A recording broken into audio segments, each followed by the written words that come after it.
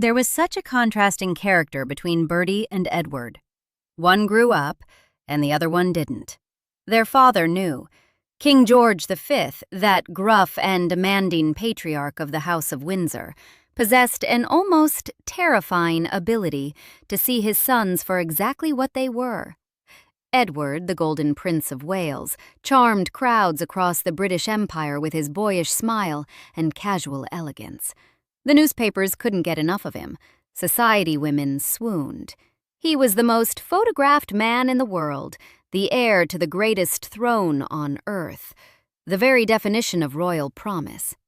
And behind closed doors at Buckingham Palace, his father was watching the clock on a disaster. "After I am dead," George V stated bluntly, "the boy will ruin himself in 12 months. Not might ruin himself, will." The father knew his son with a clarity that can only come from decades of watching willful immaturity calcify into permanent character. He watched Edward shirk duties. He watched him chase married women with barely any attempt at discretion. He watched him treat the protocols that held the monarchy together with something approaching contempt. And so George V did something extraordinary for a reigning monarch. He prayed that the succession would skip his eldest son entirely. He specifically prayed that nothing will come between Bertie and Lilibet and the throne. Think about what that prayer means. Here was a king of England looking at his heir apparent, the man groomed since birth for this singular purpose, and begging God to somehow let the crown pass to the second son instead. Not because Bertie was more talented, not because Bertie was more charismatic, but because George V understood something fundamental about the nature of his two boys. Edward would never accept the constraints that came with responsibility. Bertie already had. George V died on January 20th, 1936. His prophecy clock started ticking. Edward VIII had exactly 326 days. But before we get to how spectacularly Edward proved his father right, we need to understand what these two princes were actually like. Because the contrast between them wasn't just a matter of temperament, it was a matter of fundamental character, visible from childhood, calcifying through adolescence, becoming permanent by adulthood. Edward was the golden child, handsome, charming, effortlessly confident. From his earliest years, he commanded attention. People gravitated toward him. He had the gift, that indefinable quality that makes crowds lean forward and cameras linger. When he smiled, rooms lit up. When he spoke, people listened. He was born for the spotlight in a way that seemed almost unfair to everyone around him. Bertie was different. The second son struggled with a severe stammer that caused him considerable distress from early childhood. Public speaking wasn't merely difficult for him. It was an ordeal that triggered genuine physical anxiety. Every word was a potential trap, every sentence a minefield. Where Edward glided through social situations with natural ease, Bertie agonized over simple greetings. The stammer became a visible marker of perceived inadequacy. People at court looked at the two princes and drew what seemed like obvious conclusions. Edward, confident, articulate, magnetic, was clearly the leader. Bertie, hesitant, struggling, visibly uncomfortable, was clearly the follower, the spare to the heir, the backup plan nobody expected to need. They could not have been more wrong. Because here's what the court observers missed entirely. The qualities that made Edward so publicly appealing were symptoms of something far more troubling. His informality wasn't modern thinking. It was contempt for the traditions that held the monarchy together. His resistance to protocol wasn't refreshing independence. It was an inability to accept that any rules should apply to him. His desire to break free from constraints wasn't youthful energy. It was the fundamental immaturity of a man who never learned that growing up means accepting limitations. Edward didn't want to be king. Not really. What he wanted was to be the Prince of Wales forever. All the glamour, all the adoration, none of the grinding responsibility. He loved the crowds and the cameras, the trips abroad where he could charm foreign dignitaries without actually having to govern anything. He loved being the world's most eligible bachelor, loved the attention of beautiful women, loved the freedom to do whatever he pleased. What he couldn't stand was paperwork, meetings, the endless ceremonial obligations that formed the backbone of constitutional monarchy, the actual job. Throughout the 1920s and into the 1930s, Edward built a reputation as the modern prince. He visited the poor. He expressed sympathy for the unemployed. He seemed to understand the struggles of ordinary people in ways that stuffier royals didn't. The press adored him for it. The public adored him for it. He was going to be a different kind of king, they said. A king for the 20th century. But those who watched him closely saw something else. They saw a man who loved the photo opportunities but avoided the follow-through. They saw someone who would express concern about working-class suffering in the morning and spend the evening at parties with the idle rich. They saw a pattern of words without action, sympathy without sacrifice, concern without commitment. Edward's romantic life was similarly troubling. He didn't pursue unmarried women of suitable background, women who might actually become queen consort. He pursued married women, repeatedly. Freda Dudley Ward, wife of a Liberal member of Parliament, occupied his attention for 16 years. Then Thelma Furness, also married, caught his eye. The pattern was unmistakable. Edward wanted women who could never demand marriage, who could never force him into the permanent commitment that growing up requires. His father watched all of this with mounting despair. George V was no saint himself, demanding, critical, often harsh with his children in ways that would be considered abusive by modern standards. But he understood duty. He understood that being king meant subordinating personal desires to public obligations. He understood that the crown was not a prize to be enjoyed, but a burden to be carried. And he could see that Edward understood none of this, would never understand it, could not be made to understand it, because something fundamental was missing in his character. Meanwhile, Bertie was quietly developing into a different kind of man entirely. The stammer forced him to work harder. Every public appearance required preparation that came easily to his brother. Every speech demanded courage that Edward never had to summon.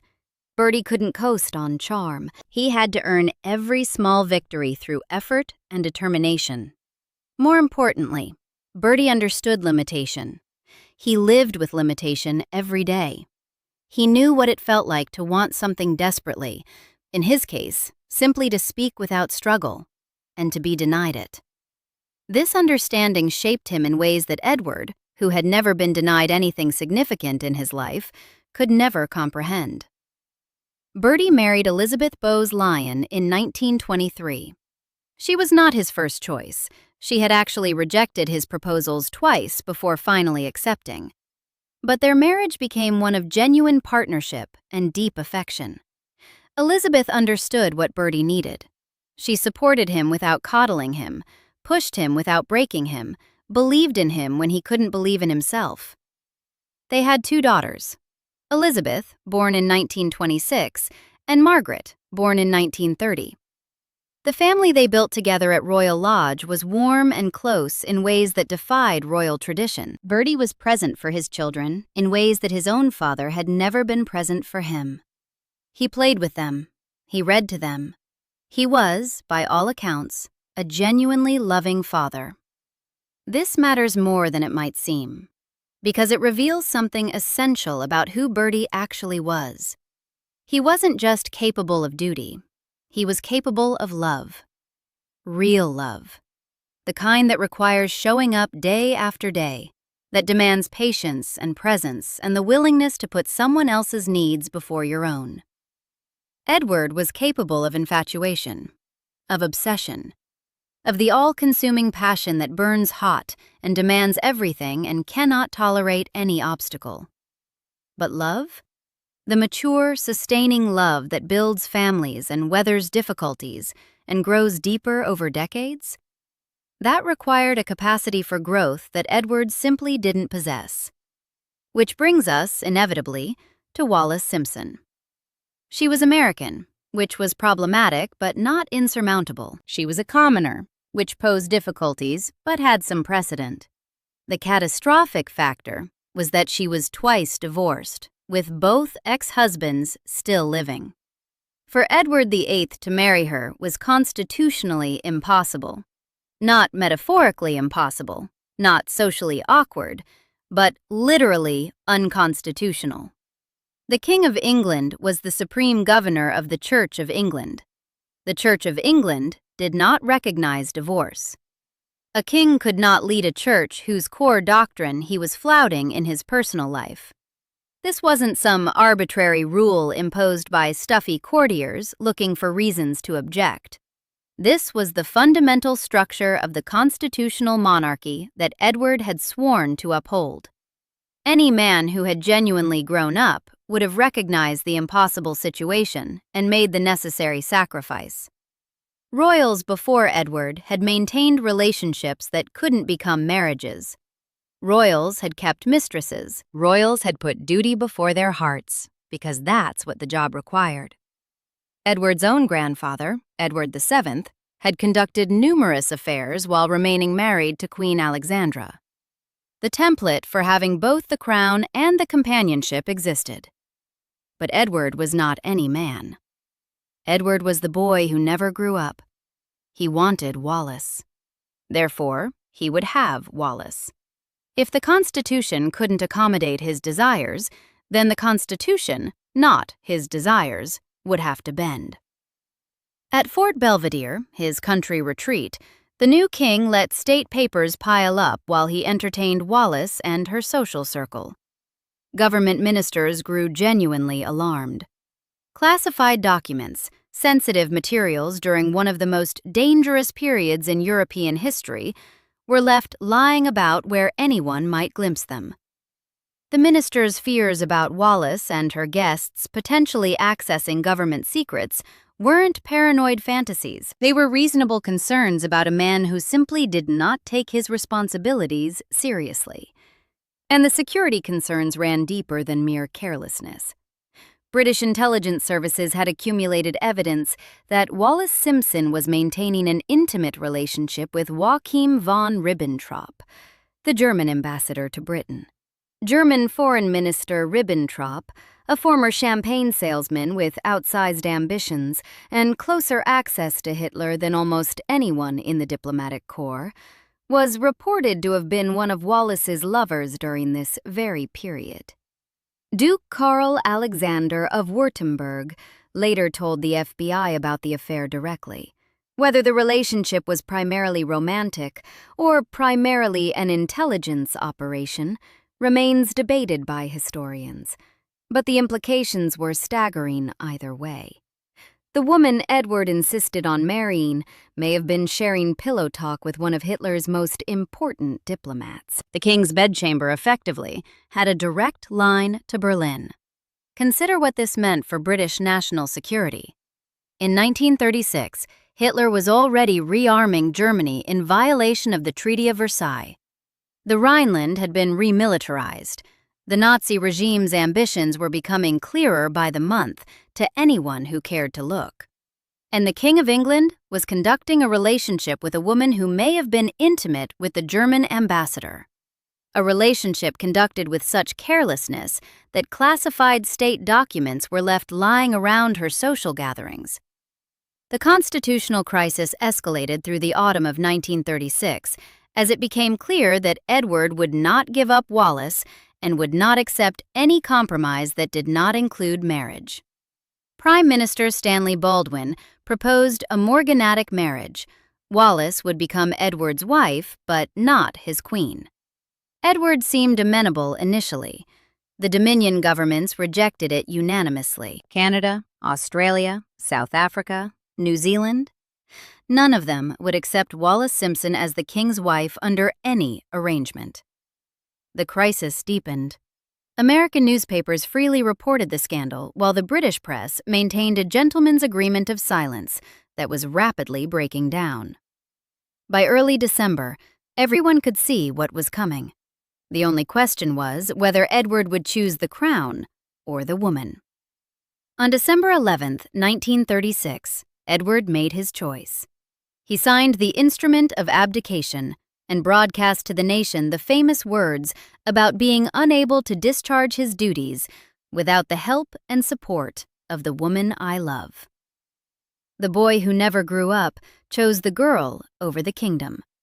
He walked away from responsibilities that dated back centuries, from an empire that stretched across the globe, from a nation that would face an existential threat within 3 years, all because he couldn't tolerate being told no. 326 days, his father's prophecy, fulfilled almost to the letter. And here's where the story pivots from royal scandal to something far darker. Because if the abdication had been the end of Edward's public life, perhaps history could have rendered a gentler verdict. A man who gave up everything for love. It's romantic, in a selfish sort of way. It makes for good movies. It allows audiences to feel warm about the power of passion over duty. But the abdication wasn't the end of Edward's story. It was merely the beginning of a pattern of behavior that would reveal him not merely as immature and self-centered, but as something approaching treasonous. Edward's authoritarian sympathies predated even his brief reign. In July 1933, before Hitler had fully consolidated power in Germany, before the concentration camps and the Nuremberg laws, and the systematic horror to come, the Prince of Wales told the Kaiser's grandson something chilling. "Dictators are very popular these days.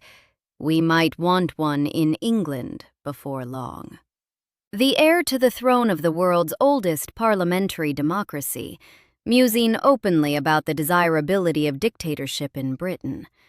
This wasn't ignorance. This wasn't a joke taken out of context. This was a window into Edward's fundamental political instincts, which were authoritarian to the core. He admired strength. He admired men who got what they wanted without the messy complications of parliamentary debate. He admired leaders who didn't have to negotiate or compromise or accept constraints on their power. In short, he admired everything that the British constitutional tradition existed to prevent. Then came the Germany visit. In October 1937, barely 10 months after walking away from the throne, Edward and Wallace toured Nazi Germany against the explicit advice of the British government. This wasn't a diplomatic mistake made in ignorance. This was a deliberate choice to associate publicly with Hitler's regime at a time when anyone paying attention could see where the Nazi threat was heading. The visit was orchestrated by the Nazi propaganda ministry as a major coup. The former King of England touring the Third Reich, lending his prestige and implicit approval to the Nazi cause. Goebbels himself oversaw the press coverage, ensuring that German newspapers maximized the propaganda value of every photo opportunity. Edward dined with Hermann Göring, the corpulent Reichsmarshal who commanded the Luftwaffe and was overseeing Germany's massive rearmament for the war everyone could see coming. He sat at table with Joseph Goebbels, the club-footed propaganda minister whose machinery of lies had helped Hitler seize power and was already preparing the German people psychologically for conquest and genocide. And then Edward met Adolf Hitler himself at Berchtesgaden, the Führer's mountain retreat. The two men talked. What exactly was said remains disputed, but the photographs tell their own story. Edward and Wallace, smiling alongside the man who had plunged the world into the bloodiest war in human history. The Duke and Duchess of Windsor, lending the glamour of British royalty to the Nazi regime. Most damningly, Edward gave full Nazi salutes during his tour. Not modified gestures that might be explained away as awkward attempts at local courtesy. Not embarrassed half waves. Full Nazi salutes from a former King of England, captured in photographs that would haunt the royal family for decades. The images circulated worldwide. Here was proof, visual proof, that the man who had so recently sat on the British throne was comfortable. More than comfortable, seemingly enthusiastic, in Nazi company. But the 1937 visit was just the beginning. As war approached and then erupted, Edward's statements became progressively more alarming. These weren't private musings that came to light decades later. These were statements made to diplomats and officials who recorded them at the time, creating a documented record of a former king who seemed to be actively rooting for his own country's enemy. In late 1940, after Britain had been at war with Germany for over a year, after Dunkirk, after the Battle of Britain was being fought in the skies over English cities, after civilians were being killed nightly in German bombing raids, Edward stated flatly, "It would be a tragic thing for the world if Hitler were to be overthrown." He went further. "Hitler is the right and logical leader of the German people. Hitler is a very great man." Let those words sink in properly. A former king of England, while German bombs were falling on British cities, while British pilots were dying to defend their homeland, declaring that Adolf Hitler was a very great man and that his defeat would be a tragedy for the world. There's more, because Edward's treasonous statements didn't stop at praise for Hitler. In June 1940, Edward told a Spanish diplomat that he wanted to put British politicians up against a wall. This wasn't metaphor. This wasn't hyperbole. This was a former monarch explicitly fantasizing about the execution of his country's elected leaders. And then he said something so shocking it almost defies belief. If one bombed England effectively, this could bring peace. He wanted peace at any price. The man who had been King of England less than 4 years earlier was actively suggesting that bombing his own country might be a useful strategy for ending the war on terms favorable to Nazi Germany. The Germans noticed. Of course they noticed. A former British king who expressed sympathy for the Nazi cause, who admired Hitler, who thought his own country should be bombed into submission. This was too valuable an asset to ignore. In July 1940, Foreign Minister Joachim von Ribbentrop, Wallace's former lover, now one of the most powerful men in the Nazi hierarchy, approved Operation Willy. This was a plot at the highest levels of the Third Reich to kidnap Edward and install him as a puppet king in a German-dominated Britain. The operation was meticulously planned. German agents tracked Edward's movements through Spain and Portugal, where he had fled after the fall of France to the Nazi advance. Ribbentrop dispatched trusted operatives to make contact with the Duke, to assess his willingness to cooperate, to prepare for his potential rescue from British influence. Safe houses were arranged. The logistics of moving a former king across Nazi-controlled Europe were worked out in careful detail. Communication channels were established between German intelligence and intermediaries who had access to the Windsor household. The plan had multiple contingencies. Ideally, Edward would come willingly, lured by promises that he would be restored to the throne once Germany conquered Britain.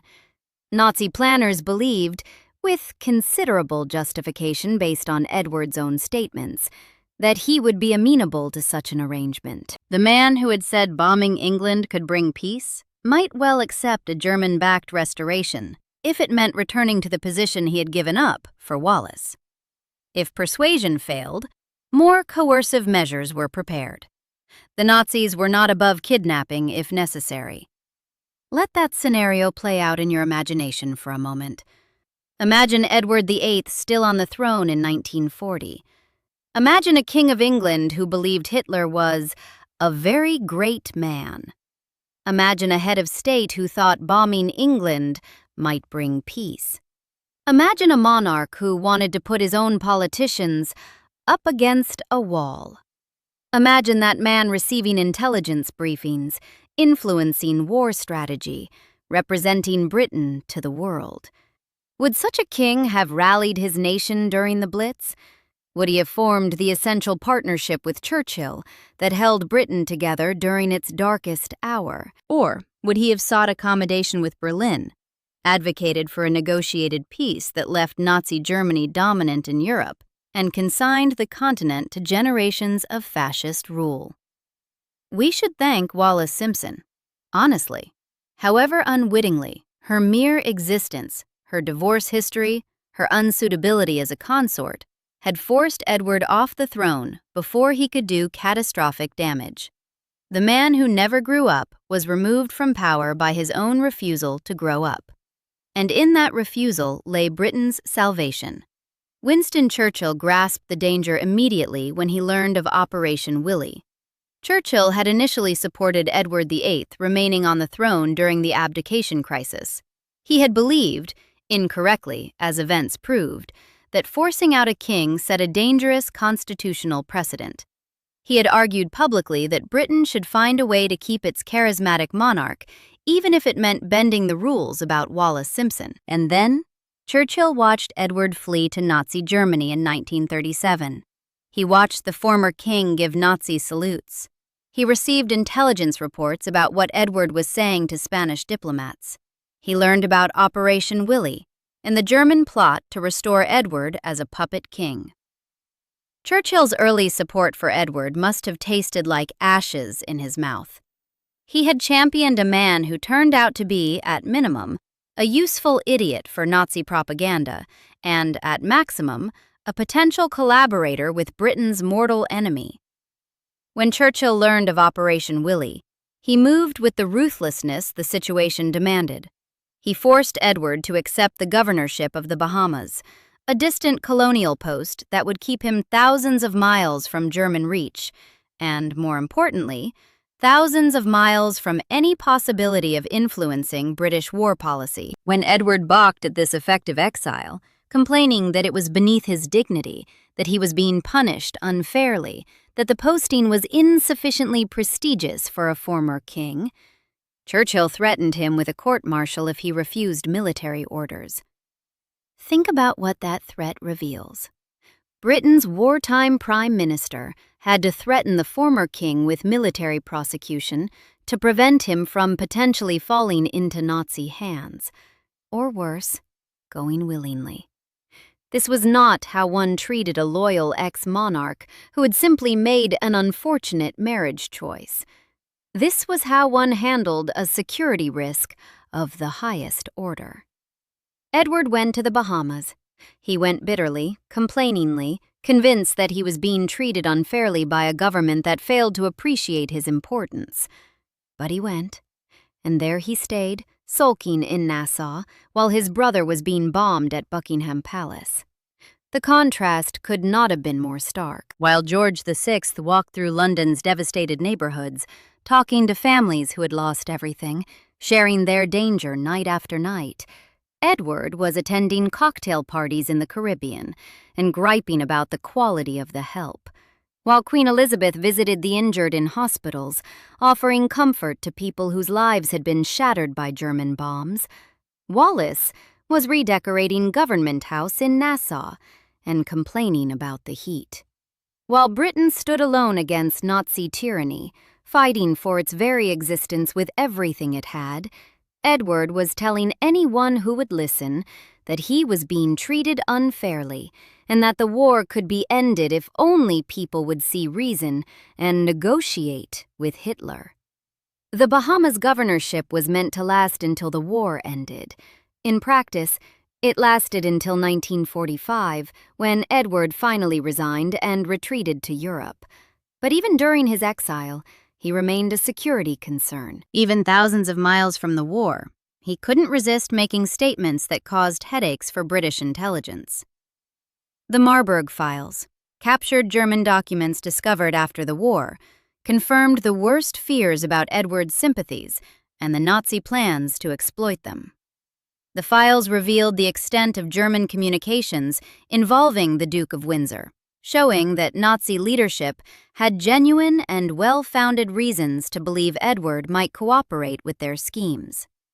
When British authorities gained access to these documents, The implications were so damaging that significant efforts were made to suppress their full contents. The royal family's darkest secret, that a former king had been, at minimum, a useful idiot for Hitler, and at maximum, a potential collaborator, was too explosive for immediate public consumption. For decades afterward, British governments worked to minimize the release of the most damaging materials. Questions were raised in Parliament, historians filed requests, journalists dug, and slowly, piece by piece, the truth emerged. But even now, the full story of Edward's wartime behavior makes defenders of the monarchy deeply uncomfortable. After the war, Edward and Wallis settled into exile in Paris. They would spend the remaining decades of their lives there, the Duke dying in 1972, the Duchess in 1986, in a strange twilight existence that combined luxury with emptiness. The French government provided them with a mansion in the Bois de Boulogne, a grand house befitting their former station. They filled it with servants and pugs and the accumulated treasures of a lifetime of wealth and privilege. They entertained lavishly. They maintained a social calendar packed with dinners and parties and visits from the international set. And they were utterly, desperately bored. Because here is the irony of Edward's choice. He gave up the throne for Wallis. He sacrificed everything: crown, country, duty, purpose, to be with the woman he loved. And what he got in return was decades of aimless irrelevance. There was nothing to do, no responsibilities to fulfill, no duties to perform, no role to play in the great events of his time. Edward had wanted freedom from the constraints of kingship, and he got it. He got all the freedom he could possibly want. It turned out that freedom, without purpose, is just emptiness. Visitors to the Windsor household in Paris reported an atmosphere of stifling routine. The same conversations repeated endlessly, the same grievances rehearsed, the same complaints about how unfairly Edward had been treated, how ungrateful the royal family was, how Wallis had never been properly recognized. Edward spent his days playing golf, walking his pugs, and waiting for the evening's social engagements. Wallis obsessed over table settings and seating arrangements, managing their dinner parties with a perfectionism that bordered on mania because there was nothing else to manage. They traveled when they could, seeking distraction in new locations, but the boredom followed them everywhere. The Duke and Duchess of Windsor became figures of pity in the international social scene, glamorous once, pathetic now. Still invited everywhere because of who they had been, but secretly mocked for who they had become. The king who gave up everything for love, reduced to counting the days until his next cocktail party. Meanwhile, across the English Channel, the brother Edward had dismissed as inadequate, was becoming the most beloved monarch in British memory. Upon learning that his brother was truly going through with the abdication, the Duke of York had broken down completely. He sobbed like a child at the enormity of what had been thrust upon him. The man who had spent his entire life knowing he was the spare, who had built his existence around supporting his brother from the shadows, who feared public speaking so much that even routine ceremonies caused him anguish. This man was now expected to hold the empire together during the most dangerous period in its history. But here is the crucial distinction. Bertie sobbed, yes. He was terrified, yes. He had never wanted this, yes. Yet when the moment came, he accepted. He didn't run away to be with someone he loved. He didn't throw a tantrum and insist the rules be changed. He didn't shirk his responsibilities onto someone else. He faced his fears and stepped forward. Because that is what grown men do. The relationship between the new King George VI and Winston Churchill began inauspiciously. Churchill had supported Edward remaining on the throne. For George VI, knowing that the man his government had chosen to lead the war effort had wanted someone else wearing the crown must have stung deeply. The potential for friction was enormous. Instead, something remarkable happened. What emerged between George VI and Winston Churchill became one of the closest relationships between any British monarch and prime minister in modern history. They met weekly during the war years, every week, without fail. In the midst of managing a global conflict, Churchill carved out time to lunch with his king. These weren't ceremonial obligations or box-checking exercises. They were genuine working sessions where two men who had started from positions of mutual wariness discovered they shared fundamental values and complementary strengths. Churchill brought strategic brilliance, rhetorical genius, and the bulldog determination that refused to accept defeat. George VI brought steady dedication, quiet courage, and a symbolic importance that Churchill came to appreciate more deeply as the war progressed. The king couldn't command armies or craft war policy, but he could embody the nation's resolve. He could demonstrate, through his own actions, the values Britain was fighting to preserve. The arc of their relationship represents one of the great turnarounds in British political history. Churchill had been Edward's champion. He had argued publicly that the abdication was a mistake, and then he watched Edward prove him catastrophically wrong. The man Churchill had championed turned out to be a Nazi sympathizer. The man Churchill had doubted turned out to be exactly what Britain needed. When the Blitz began in September 1940, George VI and Queen Elizabeth made a decision that would define the monarchy for generations. They refused to leave London. The King and Queen stayed at Buckingham Palace throughout the bombing campaign. They could have retreated to the countryside, could have justified it on grounds of safety, of preserving the line of succession, of 100 perfectly reasonable arguments. Windsor Castle was available.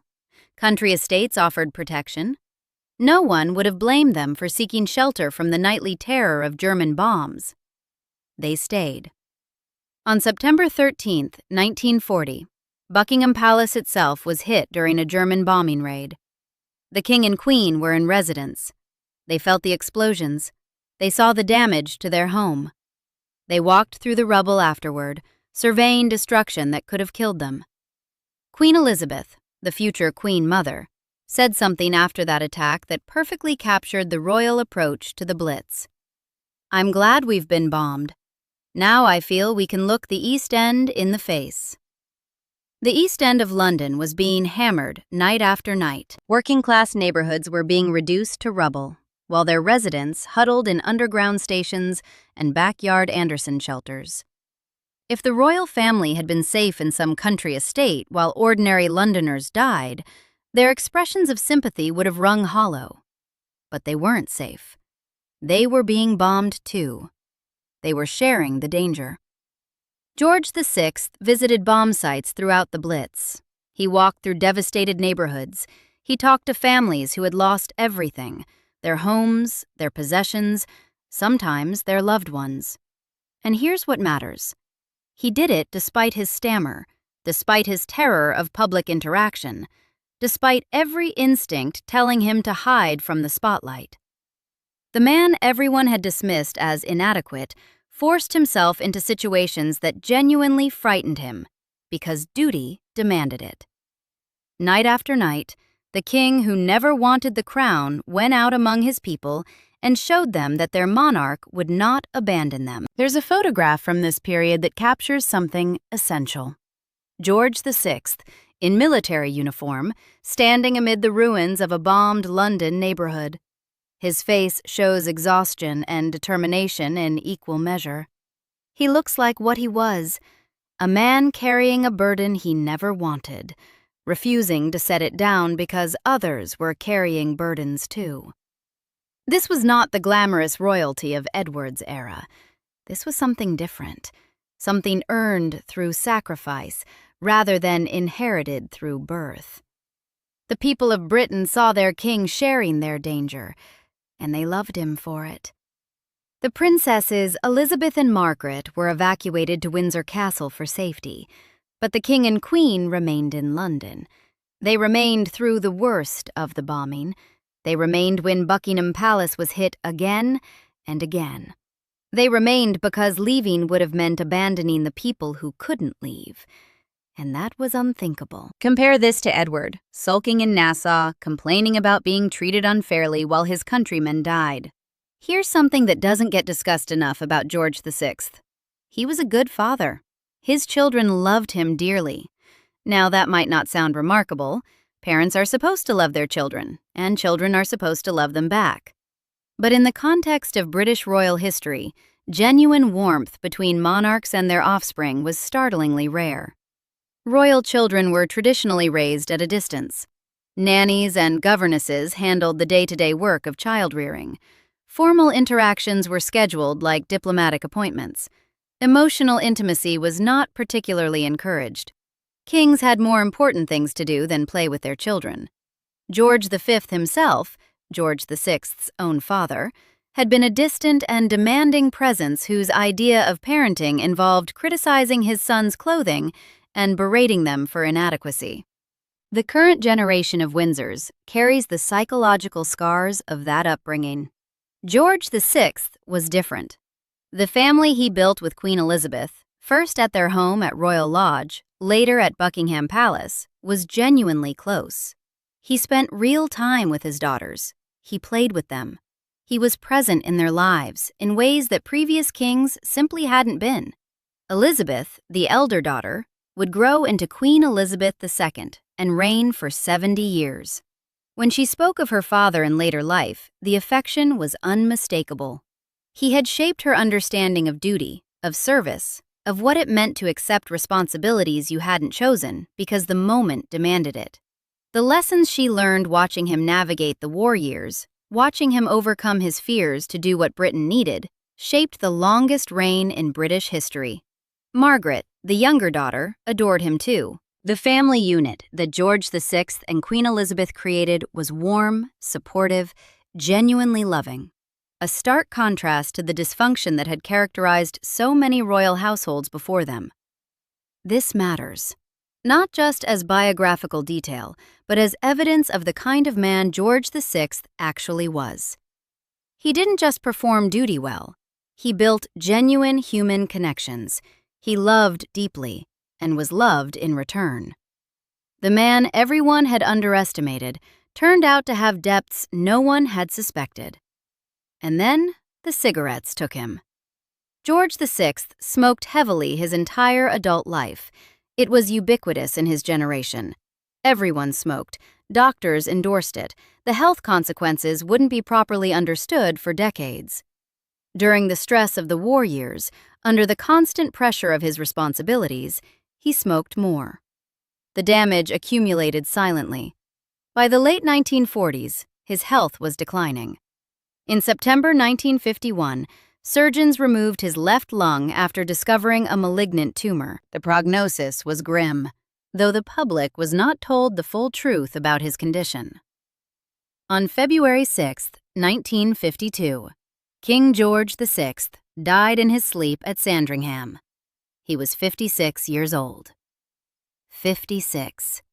The man who had shouldered responsibilities he never sought, who had guided his nation through its darkest hour, who had transformed from a stammering second son into exactly the king Britain needed, taken by lung cancer at an age when he should have had decades left.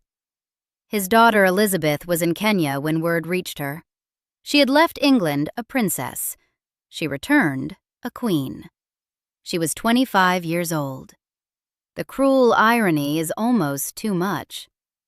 George VI survived the Blitz. He survived the stress of wartime leadership. He survived the impossible burden of replacing his Nazi-sympathizing brother. He proved everyone who had underestimated him magnificently wrong. And cigarettes killed him anyway. His children loved him dearly, not very common in British royal history. But oh, those damned cigarettes. Meanwhile, Edward lived on. The Duke of Windsor, exiled in Paris with Wallace, would survive until 1972, 20 years longer than the brother whose life he had upended. He attended George VI's funeral in 1952. The brother who had dumped the crown on him, who had forced him into a role he never wanted, who had then died too young, Edward came back for the ceremony. He stood there, amid the royal family that still kept him at arm's length, watching the nation mourn the king he should have been. What he felt, standing there, we can only speculate. Did he understand by then what his abdication had actually meant? Did he grasp that his selfishness had accidentally saved the nation he'd been willing to see bombed into submission? Did he recognize that the lesser brother had grown into something he himself could never have become? Probably not. Boys who never grow up rarely develop that kind of self-awareness. Edward died in Paris in 1972. Wallis survived him by 14 years, increasingly frail and isolated, her mind failing, kept alive by medical intervention long past the point of meaningful existence. She died in 1986 and was buried next to Edward at Frogmore, on the grounds of Windsor Castle. They got their ending together. The king who gave up everything for love, and the woman he gave it up for. Side by side for eternity. Whether that ending was romantic or pathetic depends entirely on how you look at it. George V saw it coming. After I am dead, the boy will ruin himself in 12 months. The father's prophecy, fulfilled in 326 days. George V prayed that nothing would come between Bertie and the throne. That prayer was answered too, answered by Edward's own inability to grow up, by his Peter Pan insistence on having what he wanted, regardless of consequences. Britain got lucky. Not because fate intervened, not because some benevolent force was watching over the empire. Britain got lucky because Edward's specific brand of immaturity, his absolute inability to accept anything less than exactly what he wanted, happened to manifest in a way that removed him from power. If he'd been slightly more patient, he could have kept the crown and the mistress both. Kings before him had managed it. He could have married someone suitable, installed Wallis as his permanent companion, and maintained the arrangement that had served European royalty for centuries. If he'd been slightly more strategic, he could have waited out the opposition to Wallis, built support among the public and politicians, found some way to make the impossible possible. He was charming enough. He was popular enough. He might have pulled it off. But Edward wasn't patient, and he wasn't strategic. Edward wanted what he wanted when he wanted it. He couldn't defer gratification. He couldn't accept temporary limitations. He couldn't grow up enough to play the long game. And so he abdicated. And so Britain got George VI instead. The reluctant king. The stammering king. The king who never wanted the crown, but accepted it because duty demanded it. The king who stayed in London during the Blitz. The king who walked through bomb sites and showed his people that their monarch shared their danger. The king who built one of the closest working relationships with Churchill in modern British history, after Churchill initially wanted his brother on the throne. The king whose children loved him dearly. The king who grew up. There was such a contrast in character between Bertie and Edward. One matured into the burden of leadership. The other never could. Subscribe for more stories like this.